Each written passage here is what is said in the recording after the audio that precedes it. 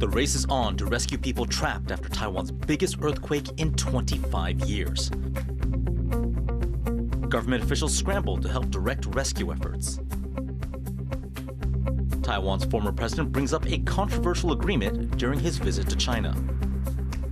Plus, we take a look at how this part of Taiwan's southern countryside is gearing up to become the country's next big tech hub.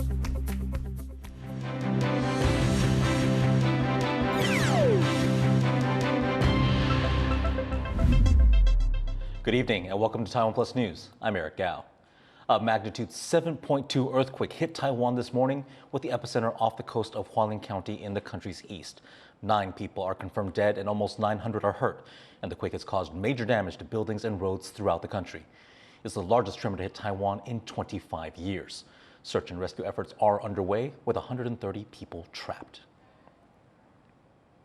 The Transportation Ministry is arranging a ferry service to shuttle out people who are stuck along Taiwan's east coast after the quake, which cut off most land transportation routes.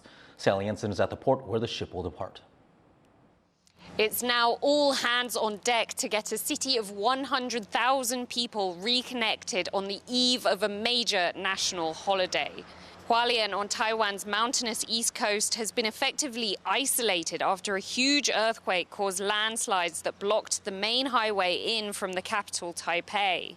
The country's Ministry of Transportation has arranged an emergency ferry to start taking vehicles from Suao, which is about 70 kilometers north of Hualien. They've opened for registration on Wednesday afternoon, around 7 hours after the first quake struck at 8 in the morning. The ship's expected to arrive from Taipei at 7 p.m. 还有旅客要登记往花莲的车辆吗？因为今天有地震，然后宜兰到花莲的交通已经阻断了，我想办法把我的车先运回去花莲，因为目前交通不是很顺，所以我想就是希望能回去一个是一个。那我有上网查到资讯，这边有在帮忙托运汽车，所以我就主动打电话询问确认是正确的资讯之后，就开来做托运这样。 The ferries will start taking cars on Thursday and foot passengers on Friday, but with a major public holiday underway and transportation links across the East Coast closed, many will be wondering how long it will be before they can get home. Andy Sher and Sally Jensen in Yilan County for TaiwanPlus. The full extent of the damage is still unknown, but officials are in full response mode. Reporter Leslie Liao was at the Emergency Response Center in Taipei, where President Ma Ying-jeou met with disaster management officials. 2 hours after this morning's massive earthquake, President Ma Ying-jeou and Premier Chen Jianren came here to New Taipei City to go over the country's next steps. 那么中央各部会也要跟地方政府保持联络，提供所需要的协助。国军 也会提供支援，中央地方相互合作，一起将灾害带来的冲击降到最低。 This is Taiwan's Central Emergency Operations Center. In times of crisis, the central government gathers here to formulate responses to disasters. Cabinet ministers like those from the Transportation and Interior Ministries, as well as the heads of Taiwan's emergency services, briefed President Tsai earlier on the earthquake's aftermath. But this building serves as the brain for the central government's response to today's earthquake. Local and city governments have their own command centers scattered around the country. Joseph Wu and Leslie Liao in New Taipei City for TaiwanPlus. At least 6 schools in Taipei have closed because of the earthquake. Taipei Mayor Zhang Wan-an says the classes were canceled over safety concerns. Some schools reported damage and fallen objects, while others reported blackouts and water outages. Zhang visited 3 of the schools to check the damage. He says inspections will be carried out over Taiwan's upcoming 4-day weekend and that students won't return to campuses until their safety can be guaranteed. Taiwan's military is also mobilized to help with the earthquake relief efforts. The military has set up an emergency command center and dispatched its Vice Chief of General Staff to Hualien to coordinate relief efforts with local governments. Though relief efforts are being led by local fire departments and reserve forces, military personnel will remain on standby to provide assistance and equipment, especially during nighttime operations. The Defense Ministry also said that 6 F-16 and 2 F-5 fighters suffered minor damage during the quake, just scratches to the fuselage, adding that the planes can be repaired immediately and that they remain combat ready. To better understand the quake, John Van Trieste spoke to Liao Ziwei, the director of the Central Weather Administration's Seismology Center. The Hualien region has frequent earthquakes, but how often do they get earthquakes this big, say bigger than 7.0? 花莲这边刚好是位处于板块的碰撞带、交界带，所以其实有地震算是很常见的事情。但是这么大的规模当然是比较罕见的，尤其是我们台湾过去在观测以来，之前最大的地震就是921极其大地震，然后那个规模是7.3。那这一次的地震规模仅次于921地震，有达到7.2，所以算是非常剧烈的一个地震。What are the chances of a similar-sized aftershock in the next few days? 目前在科技各方面，它还是无法预测的。但因为我们过去有相当多的观测上的经验，那一般来说，规模7的地震之后，然后大概是1周以内都不排除会有规模6到7之间的地震发生。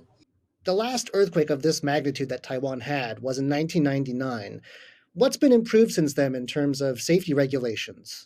我们有一个是建筑物耐震设计规范，那这个规范呢也是在921之后有进行很大幅度的调整，包括就是要标注说这个建筑物它是否临近于活动断层，还有就是它是否处于那个比较高风险的区域。那后续呢，针对像是提到是混凝土结构设计规范，也就是说建筑物它在新建的过程，它也要参考这个规范，然后去做比较严格的一个工法，还有它的材料。Once again, that was John Van Trieste speaking to Liao Ziwei, director of the Central Weather Administration Seismology Center. The latest figures show 930 people hurt and 56 people trapped. Taiwan's military says there were 30 Chinese warplanes and 9 warships operating around the country in the last 24 hours. 20 of the planes breached Taiwan's Air Defense Identification Zone, or ADIZ. This area acts as a defense buffer zone, but it is not part of Taiwan's territory. In recent years, China has regularly sent warplanes near Taiwan as a form of military pressure. Taiwan's military says it's deployed missile defense systems in response, and it is monitoring the situation. Former President Ma Ying-jeou has sparked controversy over remarks that he made while visiting China. Again, John Van Trieste has this report. Former President Ma Ying-jeou visits an electric car factory in China, part of a tour of China's latest breakthroughs in tech and engineering. Ma's 2 terms in office were a period of warming ties with China, and he's hoping to bring those times back. China claims Taiwan and says it won't hesitate to take it by force. But Ma and his party, the Kuomintang, say that China and Taiwan can peacefully coexist. As far back as 1992, they'd met with Chinese leaders and hammered out a tacit agreement, the so-called 1992 Consensus. Under this agreement, both sides would agree they belong to one China, but agree to disagree about the rest of the details. It's an approach his successors, the China-wary Democratic Progressive Party, have rejected, leading to tensions not seen in years. During his visit to China, Ma's repeated his view that China and Taiwan should put their differences aside. 我深切期望两岸应共同合作，避免战争，致力和平，奋斗振兴中华，共创和平繁荣。 That, and his continued commitment to the 92 Consensus, have his Democratic Progressive Party rivals angry.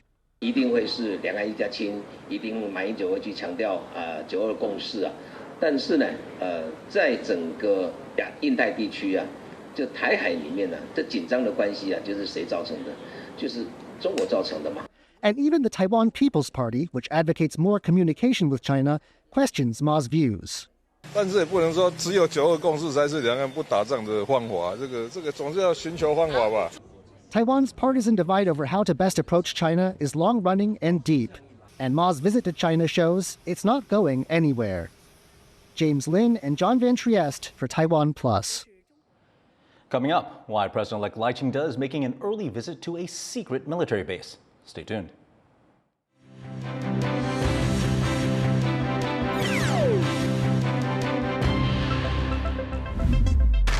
In the face of adversity, the power of truth.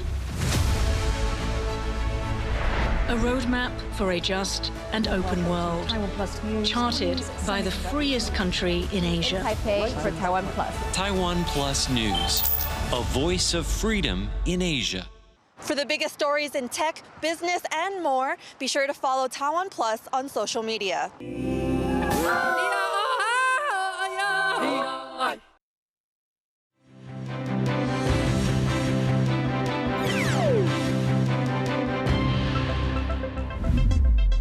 Welcome back. You're watching TaiwanPlus News. The earthquake has left the country's rescue agencies scrambling. Tiffany Wong reports on the ongoing rescue efforts. A deadly earthquake rocked Taiwan's east coast early on Wednesday, causing landslides and damaging buildings and roads. Measuring 7.2, it's the strongest quake to hit the country in 25 years. 倒了，房子倒了，歪了，房子歪了。我没办法，东西全部掉下来，全部房屋的全部塌了，塌下来了。这真的超级可怕，我真的要吓死了，我真的要吓死了。 At least 9 people are known to have died and hundreds are wounded. Evacuation efforts are underway as damaged roads and collapsed tunnels block the most direct routes to the epicenter in Hualien. Rescue teams are going by air or around the island, taking highways from the south to reach those in the worst affected areas.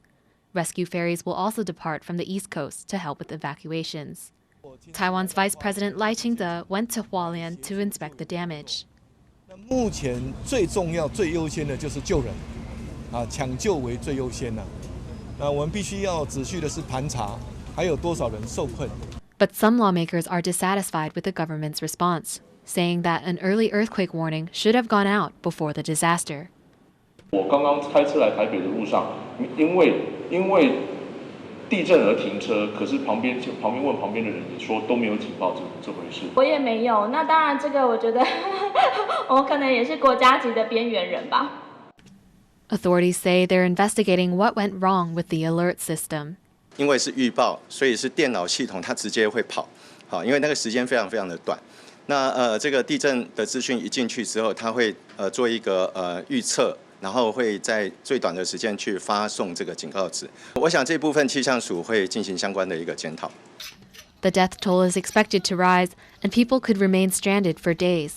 All focus is now on rescue efforts, but government authorities will also have to grapple with how to prepare for another disaster like this one. Howard Zhang and Tiffany Wong for TaiwanPlus. President-elect Ma Ying-jeou has broken tradition by visiting a secret military base before he takes office in May. Jaime Okan reports. Taiwan's president-elect Ma Ying-jeou meeting with military officials at the country's defense ministry. Lai is being briefed on Taiwan's latest defense developments ahead of taking office in place of current President Tsai Ing-wen next month. 上任之前，我必须善用时间一方面掌握国防、国安、外交跟两岸的各项事务。那另外一方面呢，我必须要跟台湾的各大产业能够座谈，听大家的声音。 But what's attracting the most attention is Lai's trip to a secret command center on the outskirts of Taipei. He's breaking tradition and going to inspect the base before he takes office as tensions in the Taiwan Strait heat up. China continues to threaten Taiwan with military force as it seeks to bring the country under its control. Taiwan mainly looks to the U.S. for security assistance, buying up weapons and increasing unofficial defense ties. Analysts say the early visit to this command center could be a sign of closer U.S.-Taiwan relations.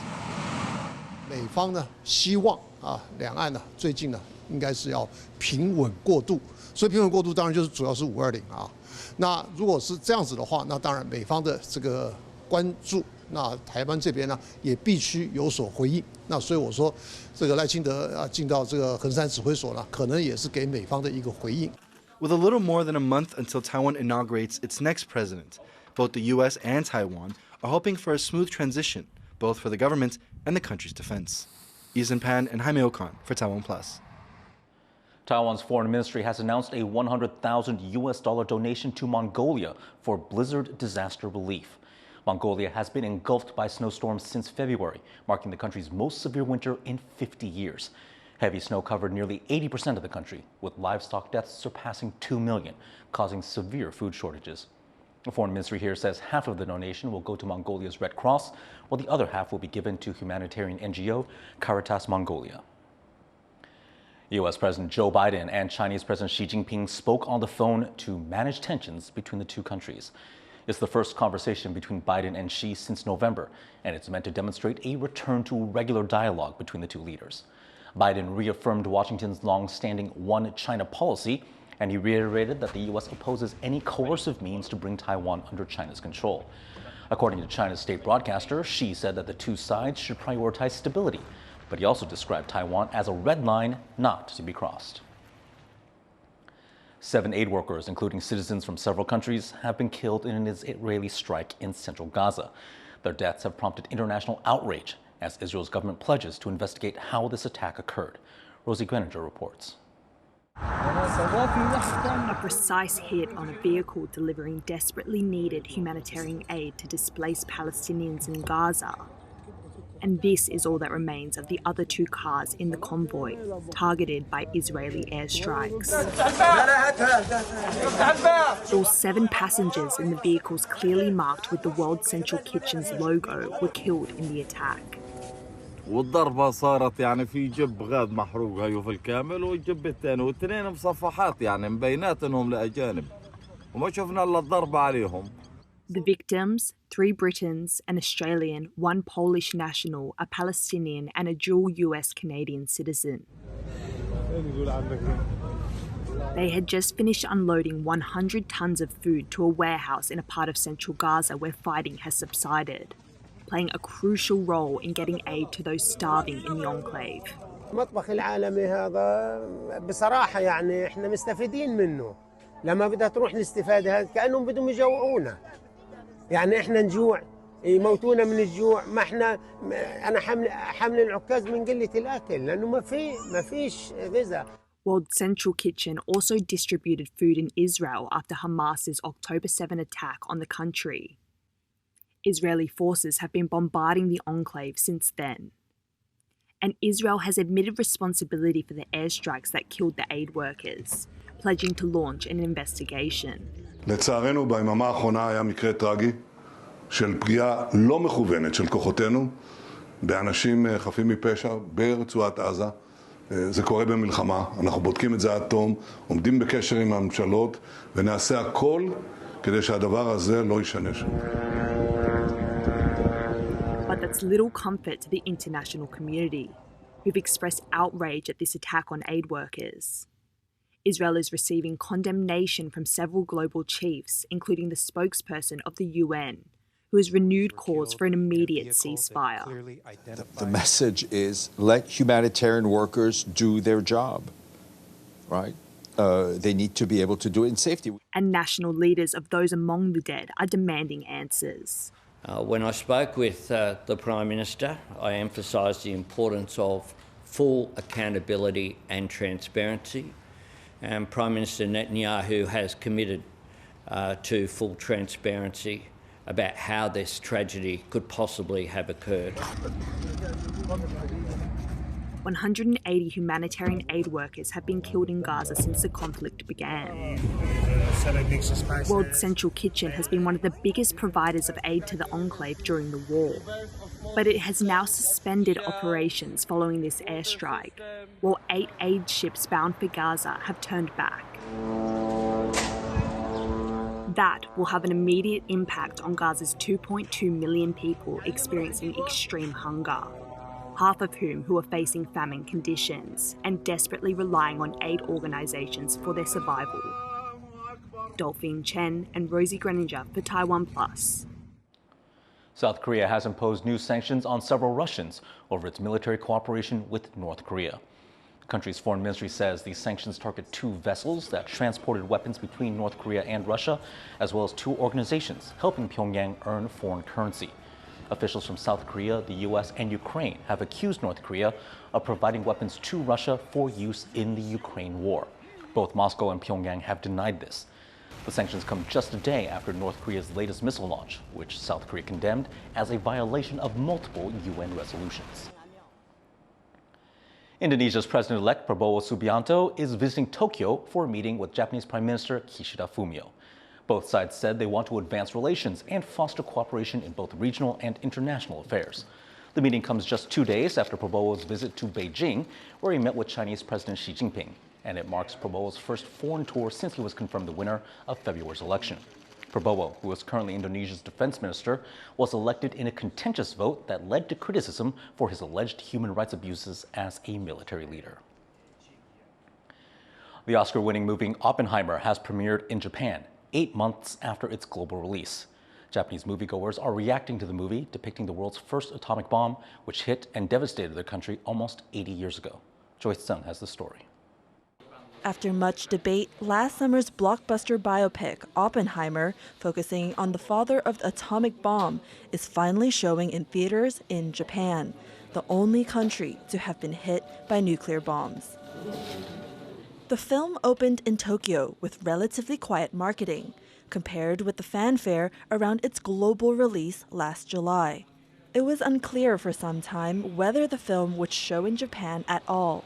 Some moviegoers here say it's important it's finally arrived. 日本に少なくとも2個は投下されてるわけですよね。そういう原爆開発を描いた映画がね、日本で公開されるなんてそんなことはもうとても考えられないおかしなことだったと思うし。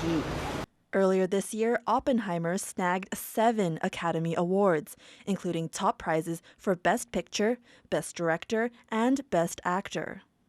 But here in Hiroshima, complicated emotions. The U.S. dropped its first atomic bomb here, instantly killing an estimated 80,000 people, with tens of thousands more people later dying from radiation exposure.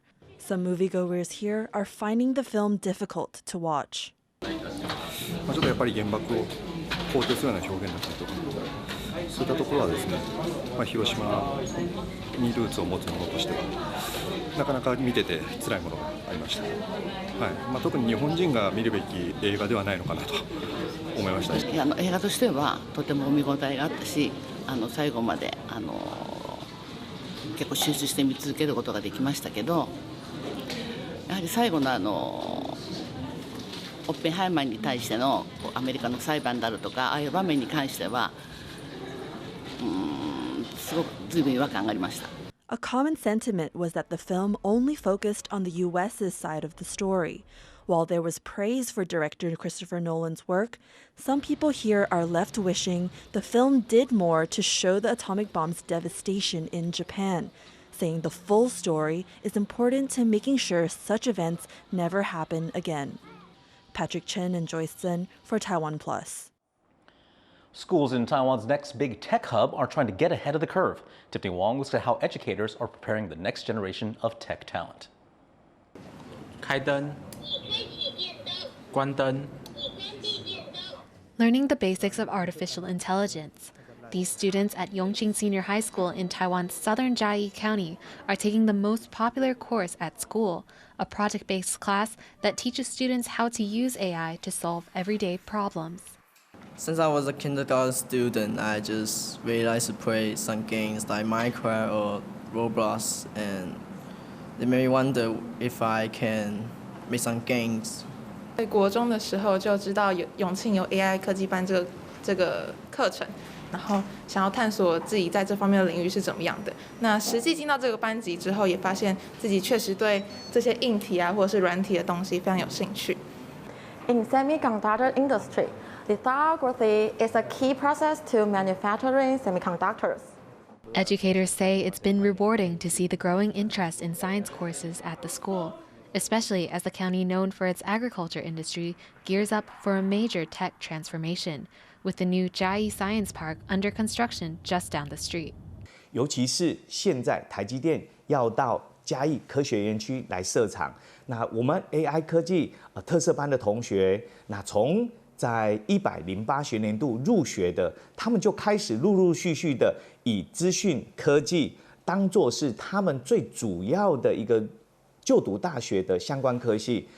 While Yongqing High School may have a head start on tech education in the area, they'll be facing competition soon as more schools try to keep up with demand for tech talent. This is the site of the future Jiayi Science Park, an 88-hectare space that's set to transform the area into a major tech hub in just a few years. Major companies investing in the site like chips giant TSMC are set to create over 5,000 jobs.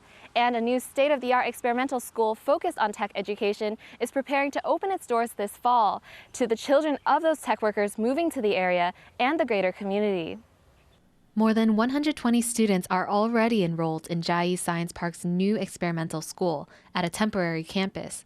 And one of the main appeals for parents and students, the TSMC factory right next door to the new school. 我们学校也是会跟园区的产业做结合。那尤其是最近，因为台积电也要来嘉义科学园区设厂，我们就是他们的好邻居。所以未来我们希望有机会，除了半导体的课程之外，我们有一些机会跟台积电合作，让学生可以有机会去参访。 And educators who grew up in the area say news of the science park is already transforming the county. They hope these new opportunities can bring about a brighter future for children there. 嘉义传统比较被视为是一个农业县，然后教育资源比较不足。那我觉得嘉科时钟进来之后，如果有国科会的经费的挹注之下，它可以帮整个嘉义的教育整体的那个品质可以提升。And as they build their new school, they imagine a fresh future for the county. One with young, local innovators at the forefront of Taiwan's next technological center. Andy She and Tiffany Wong in Jiayi County for TaiwanPlus. Thanks for joining us for TaiwanPlus News. Visit the TaiwanPlus website or follow us on social media for more of our reports.